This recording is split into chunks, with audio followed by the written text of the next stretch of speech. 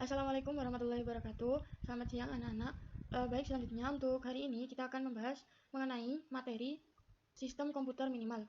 Nah, di sini Ibu akan membahas mengenai materi sistem komputer minimal. Untuk subbab yang akan kita bahas pada hari ini ada 4. Yang pertama ada komputer terapan jaringan, yang kedua ada bagan sistem komputer minimal, yang ketiga ada mikrotik populer, dan yang terakhir ada jenis komputer terapan jaringan. Nah, langsung saja kita masuk kepada subbab yang pertama.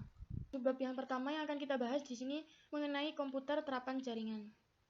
Apa sih komputer terapan jaringan? Atau apa itu komputer terapan jaringan?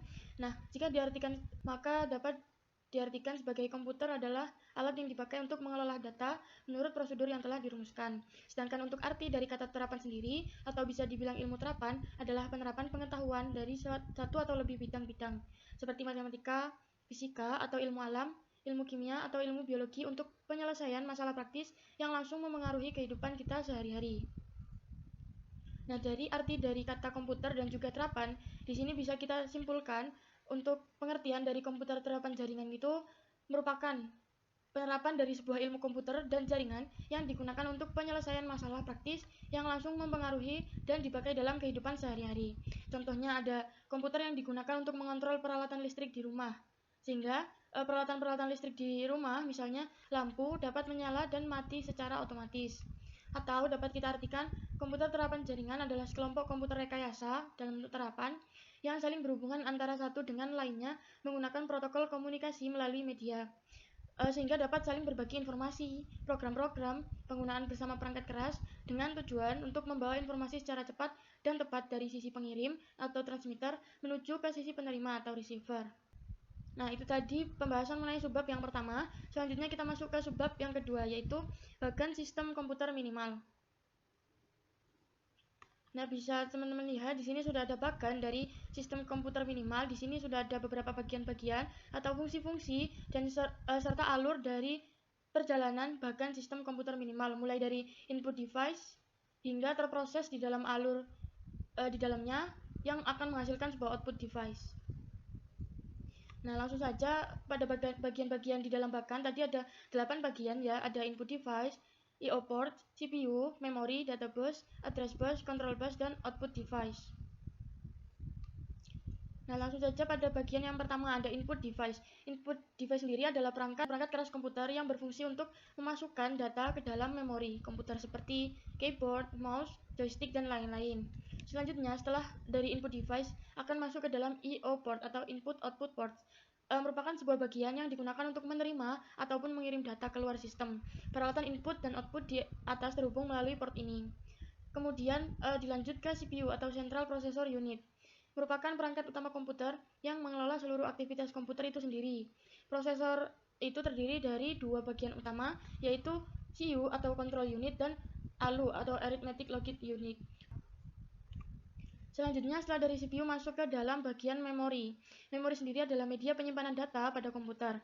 Memori terbagi menjadi dua macam, yaitu ROM dan juga RAM. ROM atau read only yaitu memori yang hanya bisa dibaca saja, tidak dapat dirubah dan dihapus dan sudah diisi oleh pabrik pembuat komputer. Sedangkan untuk RAM atau random access memory merupakan memori yang dapat diakses secara random. RAM sendiri berfungsi untuk menyimpan program yang kita olah untuk sementara. Jika komputer kita matikan, maka seluruh data yang tersimpan di dalam RAM akan hilang. Selanjutnya, setelah dari memori masuk ke dalam data bus. Data bus sendiri adalah jalur-jalur perpindahan data antara modul dalam sistem komputer.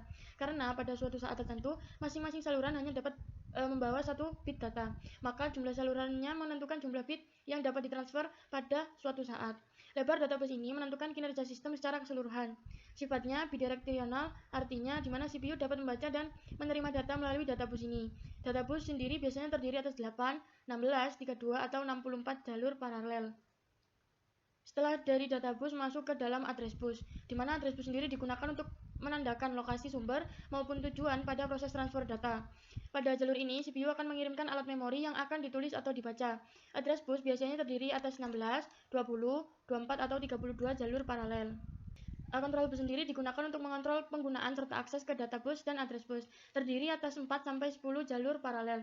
Setelah dalam tahap pemrosesan, maka akan menjadi output device, merupakan perangkat komputer yang berguna untuk menghasilkan keluaran, entah itu berupa kertas atau hard copy ke layar monitor atau soft copy, atau keluaran berupa suara.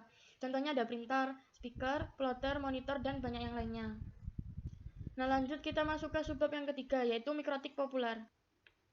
Nah, di sini ada 4 jenis mikrotik populer yang akan dibahas. Yang pertama ada AVR, Microcontroller ALV atau Vickers Rich Processor, atau sering disingkat menjadi AVR, merupakan microcontroller RISC 8 bit. Karena RISC inilah sebagian besar kode instruksinya dikemas dalam satu siklus clock. Microcontroller yang kedua ada PIC. Pada awalnya, PIC merupakan kependekan dari Programmable Interface Controller, tetapi pada perkembangannya berubah menjadi Programmable Intelligent Computer. PIC termasuk keluarga mikrocontroller berarsitektur Harvard yang dibuat oleh Microchip Technology. Untuk mikrocontroller yang terakhir ada microcontroller ARM, adalah sebuah prosesor dengan arsitektur set instruksi 32 bit RISC atau Reduced Instruction Set Computer yang dikembangkan oleh ARM Holdings. ARM sendiri merupakan singkatan dari Advanced RISC Machine. Sebelumnya lebih dikenal dengan kepanjangan Acorn RISC Machine. Ke subbab yang keempat ada jenis komputer terapan jaringan. Nah, untuk bagian-bagian yang akan dibahas dalam jenis komputer terapan jaringan terbagi menjadi 3, dibagi berdasarkan media penghantar atau alat koneksi, kemudian berdasarkan fungsi, dan yang terakhir berdasarkan area, skala, atau ukuran.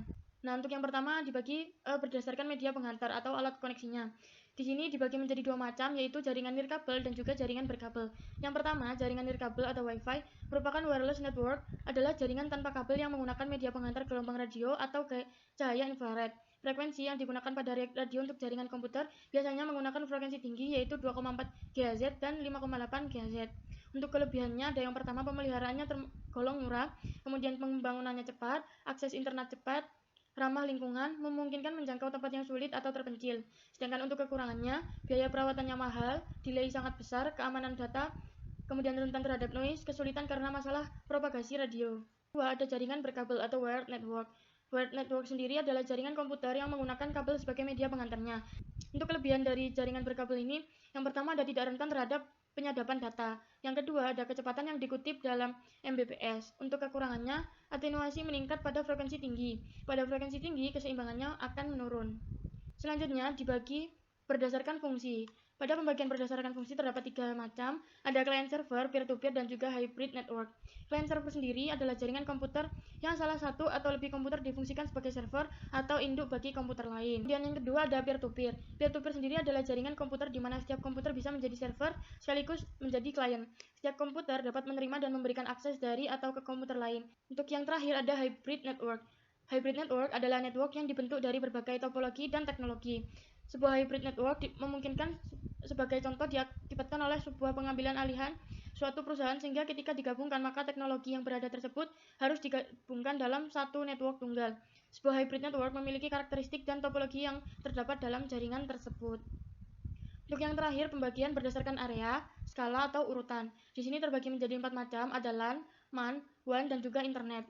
Yang pertama, LAN atau Local Area Network, yaitu jaringan lokal yang dibuat pada area tertutup, misalnya dalam satu gedung atau dalam satu ruangan. Kadangkala jaringan lokal disebut juga jaringan private. Contohnya penggunaan printer secara bersama, penggunaan media penyimpanan secara bersama, sehingga dapat diakses oleh siapa saja yang terhubung dalam jaringan. Luas cakupan area LAN sendiri bervariasi dari 10 meter sampai seluas 10.000 meter. Kedua ada MAN atau Metropolitan Area Network. Metropolitan Area Network atau disingkat dengan MAN merupakan suatu jaringan dalam suatu kota dengan transfer data berkecepatan tinggi yang menghubungkan berbagai lokasi seperti kampus, perkantoran, pemerintahan, dan sebagainya. Daerah cakupan MAN biasanya satu RW, beberapa kantor yang berada dalam komplek yang sama, satu kota, bahkan dalam cakupan satu provinsi. Dapat dikatakan MAN merupakan pengembangan dari jaringan LAN. Luas cakupan area jaringan MAN bervariasi mulai dari 10.000 meter sampai seluas 100.000 meter. Ketiga ada WAN atau Wide Area Network. Wide Area Network sendiri merupakan jaringan komputer yang mencakup area yang besar, sebagai contoh yaitu jaringan komputer antar wilayah, kota, atau bahkan negara. Wide Area Network cakupan jaringannya lebih luas dari MAN dan MAN. Untuk luas cakupan area jaringan WAN bervariasi mulai dari 100.000 meter sampai seluas dengan 10 juta meter. Yang terakhir ada internet. Internet sendiri adalah interkoneksi jaringan-jaringan komputer yang ada di dunia, sehingga cakupannya sudah mencapai satu planet, bahkan tidak menutup kemungkinan mencakup antar planet. Koneksi antar jaringan komputer dapat dilakukan berkat dukungan IP atau Internet Protocol.